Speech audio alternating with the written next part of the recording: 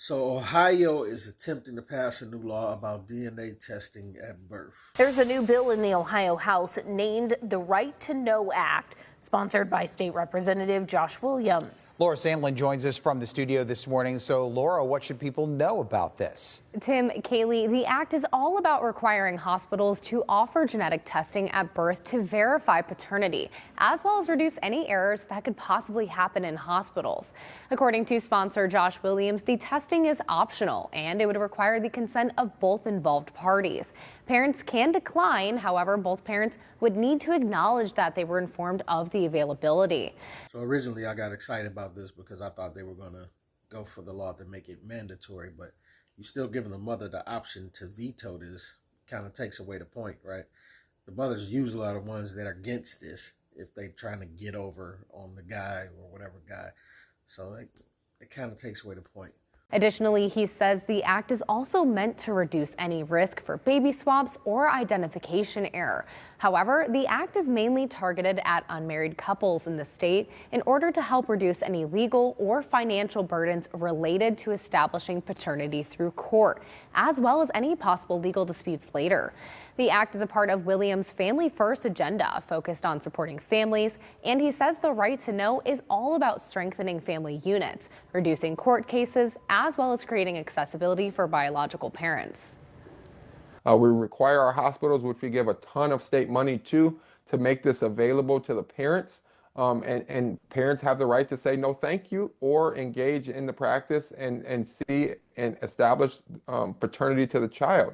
I think it's very important that we get these things established very early on, because the last thing we want is someone raising a child for 5, 6, 7 years believing it's theirs. The act still needs to be approved by the Ohio Senate, as well as reported by the committee, as well as being passed by the House before it would be sent to the governor. And right now, they're waiting on a fiscal analysis to determine the cost, as well as if state funding will be needed. Reporting live in studio, Laura Sandlin for WTOL 11. He says we don't want to raise kids 5 to 7 years and end up finding out they're not yours. But we're still kind of in that boat right back where we started if you allow the mother to be able to veto doing it in the first place, right? Let me ask you this. If she vetoes it, does that take away her ability to put that man on child support? Probably not. That would be a great incentive, right? If that was the truth, then that would be a great incentive to make her go ahead and agree to do this. But if there's no punishment for her saying, no, I don't want to do this, then we kind of right back where we started. And she still can kind of put whoever she want to put on child support. You dig what I'm saying? So, like, what's the point? Anywhere from 5 to 30% of the general population, men are raising and paying for children that are not theirs and don't know. According to the American Association of Blood Banks, between 25 and 30% of the males who are accused of being the father, they take a paternity test and find out they did not do it. Are you for mandatory DNA testing at birth? I am absolutely on record as saying that if we want to prevent the problem of having men challenge paternity later down the road, then let's apply a proactive solution. Automatic DNA testing at birth would work to help two things. One, we would assure that the right parents were named on the birth certificate. Two, it would stop paternity fraud and take the profit out of paternity fraud. But so many women's groups say this wouldn't be fair. You're acting like you don't trust the mother. Why do you think they say that? Because we don't trust y'all. For the most part, like, listen, in this day and age, everybody is out here dibbling and dabbling and sampling this and sampling that, cheating and backstab. Come on, man. Of course, we know it's hers. Now we just need to make sure that it's the dude's before she just picks the one with the best job and say, yeah, hook him for 18 months, 18 years or whatever. But as far as the people that are married and you like, well, I can't believe you would question me. That's why y'all need to make it mandatory to stop making men look like the bad guys. Yes, I need to question you because there's too much data that says even y'all that say that y'all shouldn't be questioned, you're lying.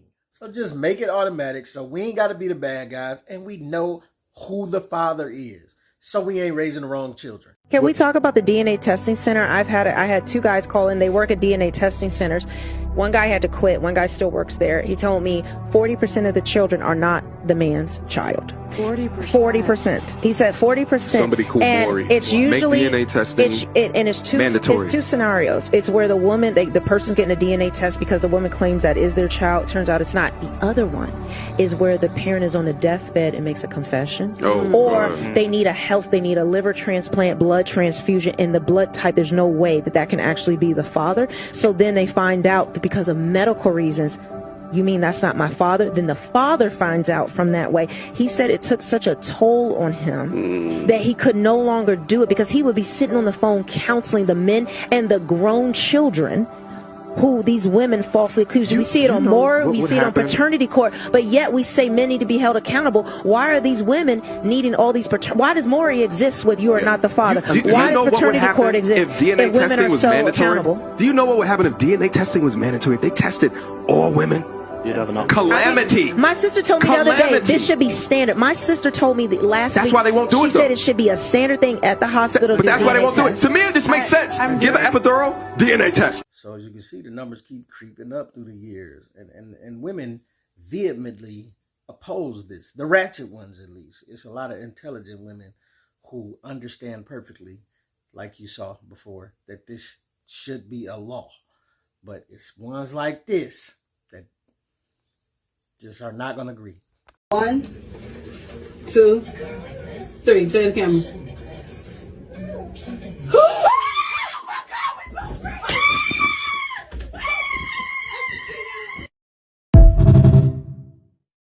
This is the end result of those girls' trips, the Miami girls' trips, right? They sock box it up for a weekend, get smacked raw, like the captions say, and then come home and play Any, Mini, Mighty Mo and pin the baby on the best candidate.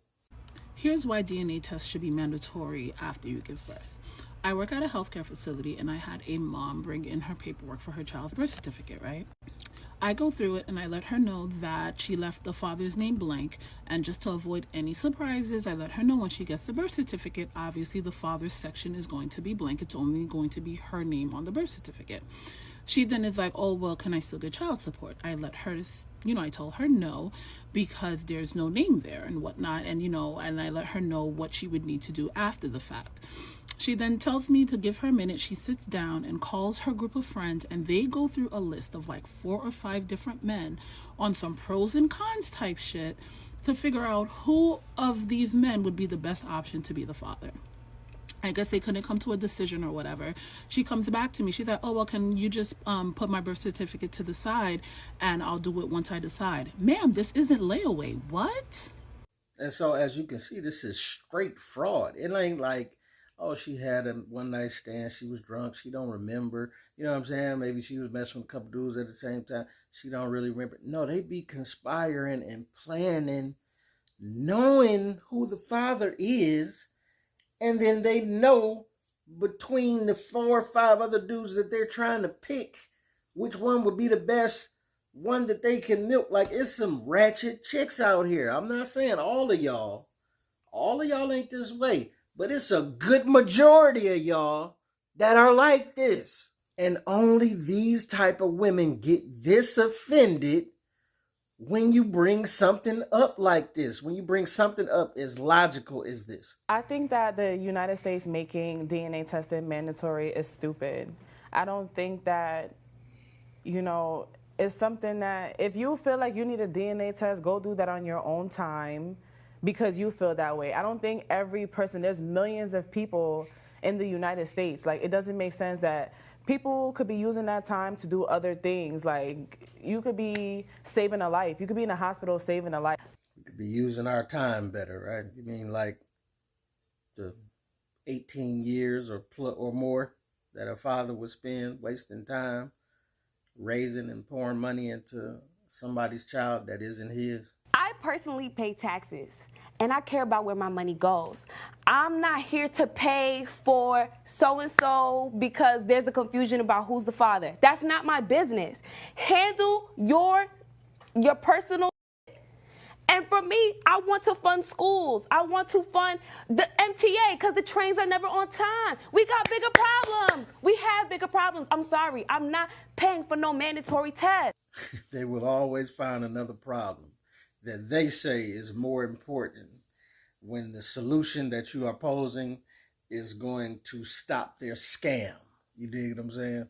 Yeah, because the trains being on time is much more important than a man raising a child for 18 plus years that ain't his, right? Pouring money, all that money into. Let me just ask, ladies, if the government started taking all the random adoption kids that people, that were waiting on families, and they start assigning them to women, just randomly. Show up one day, you already got 3 kids, right? You stressed out, strained enough, and they just show up one day and drop another one on your doorstep. Here you go. You gotta take care of it, or you're going to jail. Thanks. I wonder if you would find a bigger problem then. Wonder if the MTA and the trains will be a bigger problem than that then. Personally, as a man, I think when you in a hospital and you have a baby, it should just be off tops of DNA test right then and there. Well, that's only where there's a question. I guess you can say that, but still, the mama carried the baby for 9 months, so she know it's hers. You know what I'm saying? It should just be offered. Okay, I'll change it. It should be offered. It should just, you want it. Well, I think it should only be offered if there's a question. Everybody doesn't have a question, sir. I'm just saying, that's so big. It should be an option that if a man has a question, that the option is offered. Right Not that everybody. You know what? I would fight you. If I didn't just push this baby out and you talking about I want a DNA test, sir. Hold on. I got you, Mr. Cullen. But we got to deal with you for 9 months. That's not easy either. No, don't bring me into that. Don't bring me into that. Even this TV judge does not get it. You dig what I'm saying? Because she's a woman who, you see how they let it cloud the mind. Oh, I just pushed this baby out.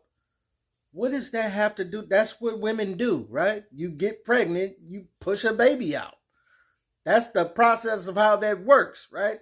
They think because they pushed the baby out, that somehow absolves them from being asked the question of, hey, is that my baby?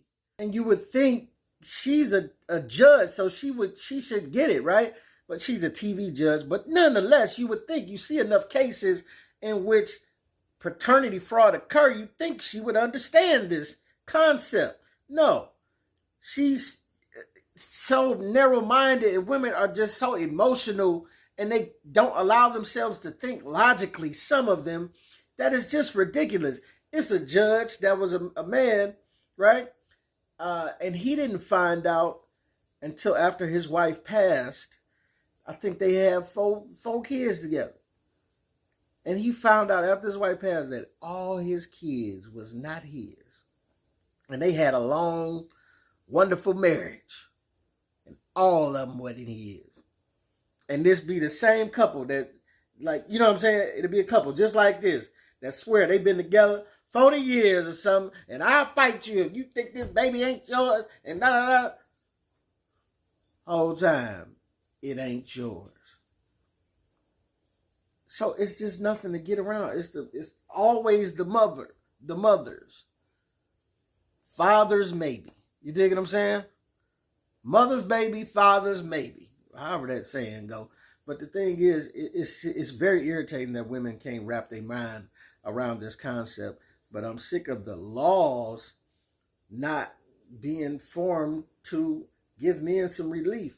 And even though this Ohio law is on the books, it doesn't seem like it's going to help much because, for one, it got to go through 4-5 steps to even get passed. And then, two, you're still giving the mother the ability to veto the whole thing by saying, no, I don't want to participate in it. Like, both parents have to agree. So if the man has objections and he wants to do it and the mother's like, no, I don't want to do it, then you had a stalemate and the mother wins because you just don't have to do it. And then she can continue to go ahead and put you on child support, right? Unless you're telling me that her saying no doesn't allow her to put you on child support, then now we're making some moves. But other than that, this is just kind of a fluff law. It's a step in the right direction, I guess. But it's kind of a fluff law that ain't really solved nothing for men in this situation. But y'all tell me what y'all think. This is your boy P. Camp. Let me know what you think, what you don't think. Get at your boy.